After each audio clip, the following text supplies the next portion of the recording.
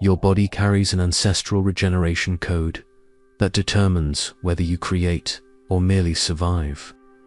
While this code remains inactive, the base of your body stiffens to hold energy in. The solar plexus keeps constant pressure that blocks the breath, and every impulse to create meets containment before it can become real presence. You wake up tired, you try to move forward, but you feel life losing traction, as if something inside locks the movement from within. In the next few minutes, you will apply the 7-minute ritual that activates the seed of immortality inscribed in the bone of light and restores your ability to recompose before collapse sets in. Closing this video now means missing the precise moment when your nervous system learns to recognize when it is slipping into chronic containment, and how to restore regeneration before rigidity turns into a silent pattern. The bone of light is not an isolated anatomical structure. It is a point of coherence where the base of the body, the breath, and the voice converge, reminding the nervous system that the present moment can be inhabited. When this point remains inactive, the organism enters a state that physiology recognizes as chronic containment, a mode of functioning in which the body reduces energy expenditure, closes the solar plexus, shortens the breath, and hardens the pelvic base to keep life internally predictable. This closure begins as biological protection, but when it stays active long enough, it starts shaping perception, behavior, and the very capacity to create. Hermetic texts and ancient Egyptian wisdom described the sacrum and the pelvic base as the altar of the temple, the point where life anchors itself before expanding upward and outward.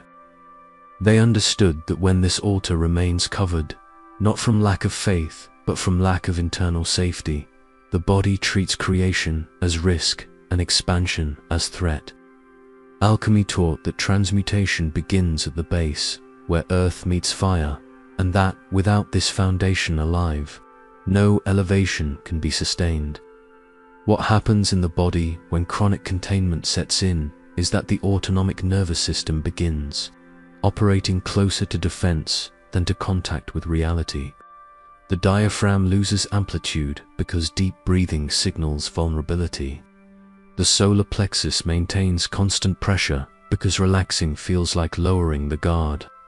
And the pelvic base hardens because mobility in that region requires trust that the ground will hold.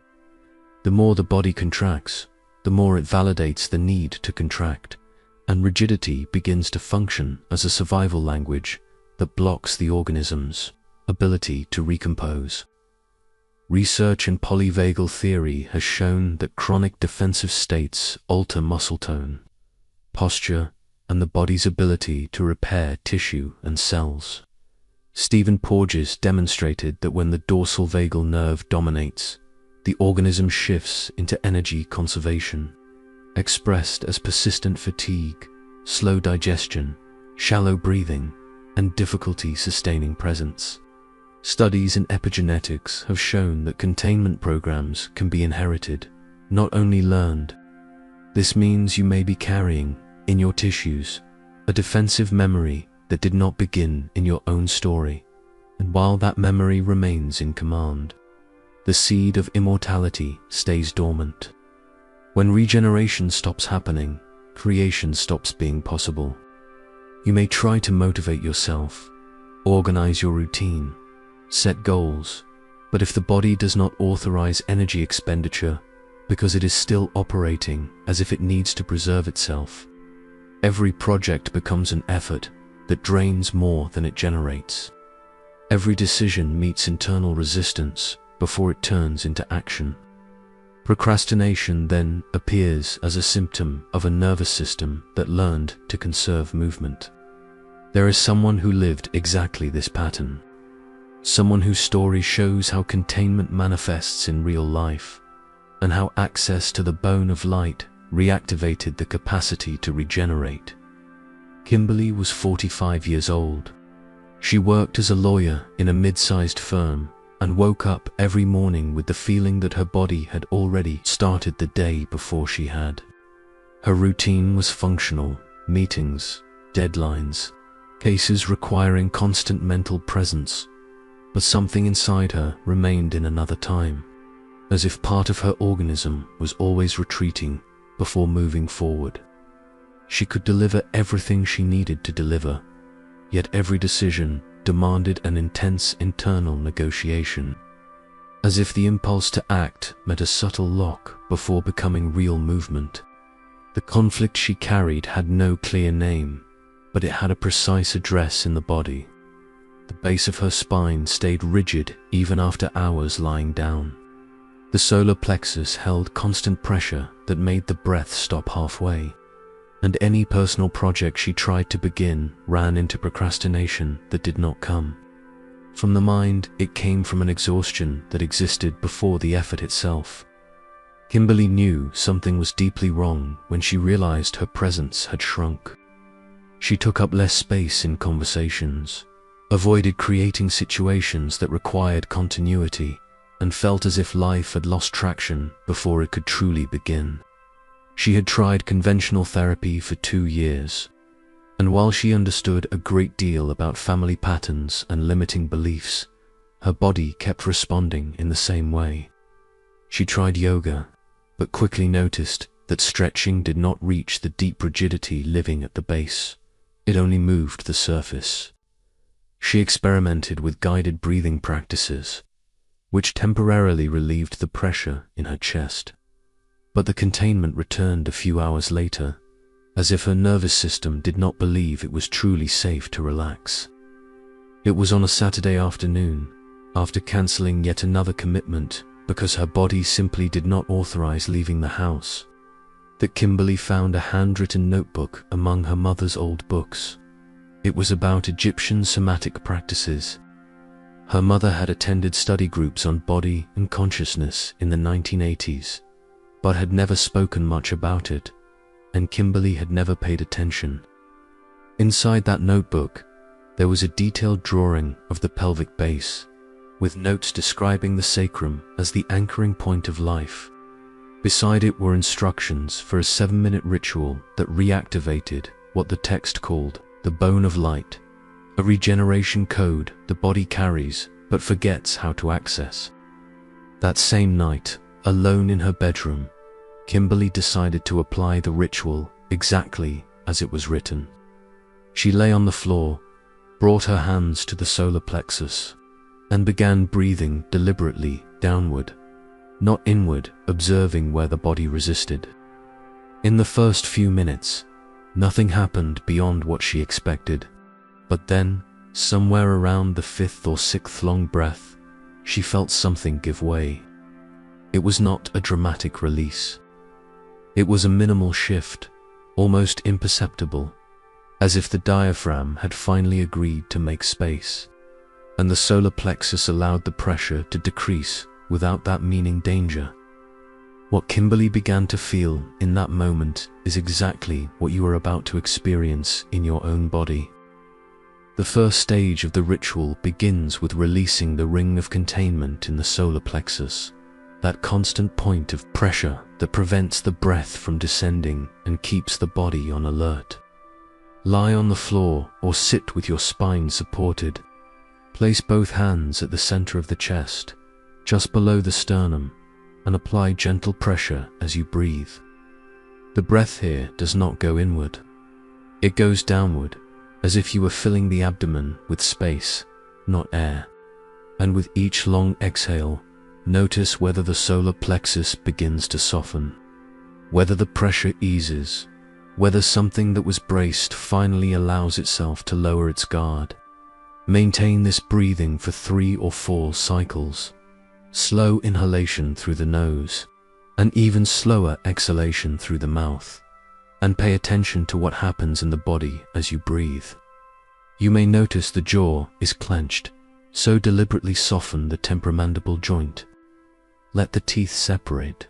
Allow the tongue to rest against the roof of the mouth without tension. You may notice the shoulders rising on the inhale, so adjust consciously. Let them drop and move away from the ears, creating space through the neck. This downward breathing does not happen through force. It happens through yielding.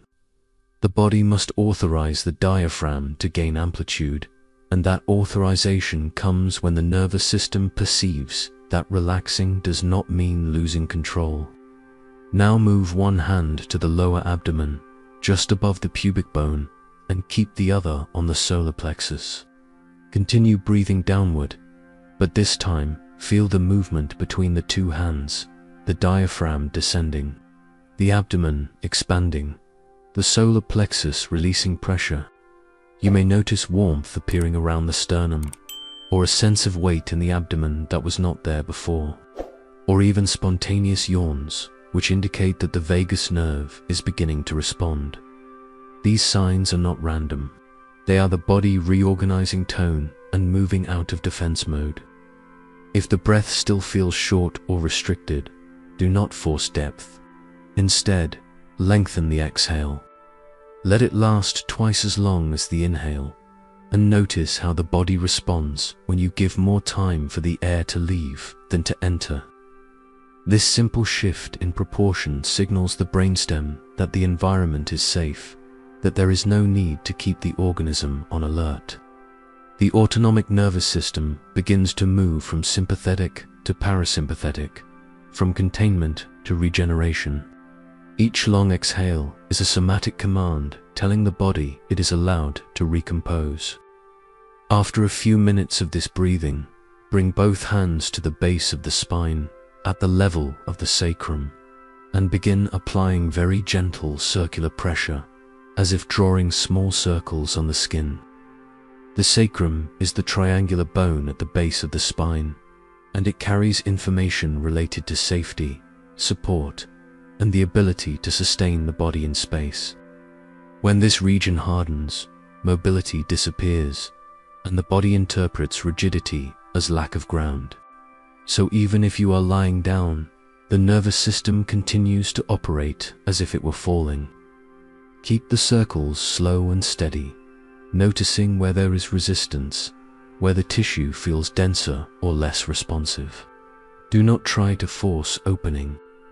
Simply maintain the presence of your hands in this area and observe whether, over time, the sacrum begins to respond.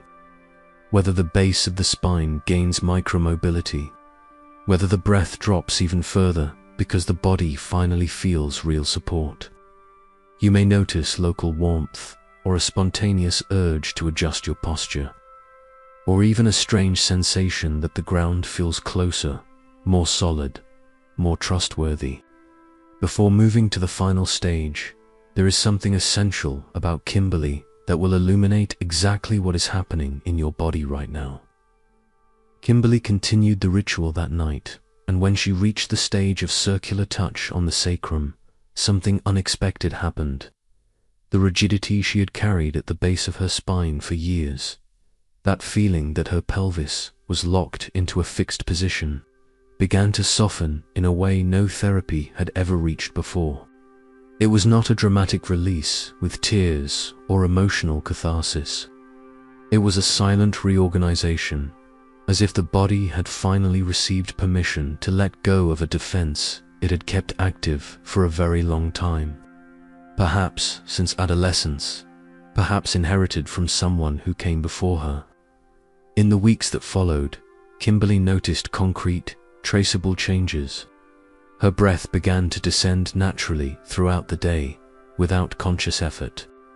The solar plexus stopped bracing before each decision, and the pelvic base started responding with subtle mobility that restored a sense of access. Projects she had postponed for months began moving forward without that violent internal negotiation. She realized that procrastination had diminished because her body was no longer treating creation as a dangerous expenditure of energy. The seed of immortality the ritual activated was not a promise of living forever. It was the recovered ability to recompose before collapse, to regenerate continuously instead of accumulating wear until breaking. What Kimberly felt in that first internal yielding, the moment when the diaphragm gained space and the solar plexus released pressure, is exactly what your body is, beginning to authorize now. Now comes the third and final stage of the ritual, the continuous low vocalization that stimulates the vagus nerve and seals the internal reorganization. Sit back up or remain lying down. Place one hand on the sternum and the other on the abdomen. Inhale deeply through the nose, and as you exhale, produce a low, long, sustained sound, something between a soft or a deep ah that vibrates through the chest and the torso. The sound does not need to be loud, it needs to be felt. The vibration should pass through the sternum, descend into the solar plexus, reach the abdomen, and reverberate at the base of the spine. Repeat this vocalization for 3 or 4 cycles, and notice how the body responds. You may feel the voice dropping lower than usual, or the vibration creating immediate release in the jaw and neck, or the abdomen yielding even more as the sound is sustained. This technique works directly at the level of the brainstem, stimulating vagal pathways associated with active calm and presence. The sound acts as a bridge between conscious breathing and autonomic reorganization, something that happens without mental control. The integration of the 3 stages is what makes the ritual powerful. The downward breathing releases containment in the solar plexus and restores space to the diaphragm. The circular touch on the sacrum reactivates micromobility and restores a sense of support. And the low vocalization seals internal coherence by stimulating the vagus nerve and reorganizing tone throughout the entire trunk. When these 3 practices operate together, the body exits chronic survival mode and returns to active regeneration. Creation no longer demands violent effort because the nervous system has finally authorized energy to circulate instead of being hijacked for defense maintenance. The central practice is complete. Now comes the moment to seal this experience in the body in a way you can carry with you and repeat whenever you need to reactivate the regeneration code. The physical markers that the transformation has occurred are found in the breath that finally drops below the solar plexus, the warmth that lingers at the base of the spine, the jaw softening without conscious effort, and the sense that the weight of the body on the ground has stopped feeling like a threat and become real support. These signs are not abstract. They are physiological and traceable, indicating that the autonomic nervous system has shifted from chronic containment into active regeneration. If you notice any of these markers now, the ancestral regeneration code inscribed in the bone of light has been reactivated, and the seed of immortality carried by the body is operating again. To anchor this new state and return to it whenever needed, use the following signal gesture. Bring one hand to the center of the sternum. Apply gentle pressure as you inhale deeply through the nose, and as you exhale, emit a very low, almost inaudible sound that vibrates in the chest. Repeat this for 3 long breaths, and observe how the body responds immediately with softening in the solar plexus, relaxation in the jaw, and a sense of weight dropping into the base. This gesture takes between 30 and 60 seconds. It can be done discreetly anywhere, and it functions as a somatic command that reminds the nervous system it is authorized to regenerate. In the coming days, when you feel rigidity returning at the base of the spine, the breath shortening, or the solar plexus bracing before a decision, pause for a moment. Perform the signal gesture you just learned, and silently repeat the following phrase while pressing the sternum and sustaining the low sound. My body authorizes regeneration, my base sustains creation. This instruction turns the video into a long-term portable tool, something you can use whenever the old containment pattern tries to reassert itself. Each time you apply this return protocol, the code strengthens, and the ability to recompose before collapse becomes more accessible. What has been activated in the body now awaits only the final understanding of what you have just recovered. What you are holding internally is not merely the relief of a tension that released. It is the recovery of an ancestral capacity that determines whether you live creating or merely surviving. The breath that finally drops beyond the solar plexus, the warmth that remains at the base of the spine, the sense that the ground has become trustworthy. Again, all of this signals that the regeneration code inscribed in the bone of light has been reactivated. You did not learn a new technique.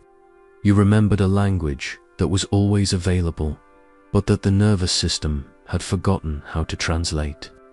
And that remembering changes the relationship between impulse and action, between intention and presence, between creating and collapsing. This 7-minute ritual is one key within a broader system of somatic wisdom that reconnects inherited memory, internal coherence, and the capacity to manifest without violence. There are deeper layers within this knowledge that expand the relationship between base, voice, axis, and creation. Each layer reveals a point of profound reorganization, something the body recognizes as true even before the mind can explain it. The path does not end here. It opens for those who choose to inhabit the temple instead of merely visiting it. Rumi wrote, "The wound is the place where the light enters you. The containment you carried in the base, in the solar plexus, in the shortened breath, was not only defense, it was also the exact place where reorganization could occur. The ritual you just applied transformed rigidity into passage, locking into mobility, and biological conservation into active regeneration. The light did not come from outside. It was released from within, once permission for recomposition was finally given. God inscribed into human tissue the continuous capacity to regenerate before degradation sets in. That capacity is the seed of immortality revealed in this video, not as a fantastical promise of living forever, but as a measurable ability to recompose before collapse. When regeneration flows freely, creation stops being effort and returns to being a natural consequence of a living axis. This ritual taught your organism how to recognize when it is entering containment, and how to restore flow before rigidity becomes a pattern. If this content resonated with you, leave a like, subscribe to the channel, and turn on notifications. Share this video with someone you know who carries that low pulse, that sense of life that never fully sustains itself. This allows more people to access this knowledge. And consider becoming a channel member to support the continuation of this work, integrating science and ancestral wisdom. Write in the comments, "I activate my bone of light. My regeneration code awakens, and creation no longer requires effort." Doing this anchors the lived experience into conscious awareness and establishes a physiological commitment to a new way of inhabiting your own organism. For those who wish to continue exploring other layers of this somatic wisdom and discover additional points of deep reorganization that the nervous system recognizes as true, click on the video appearing on the screen. Chronic containment has begun to release. The base has started responding again, and the seed of immortality inscribed within you has finally been awakened. Not so you may live forever, but so you can recompose before collapse, and recognize that creation has always been a consequence of regeneration.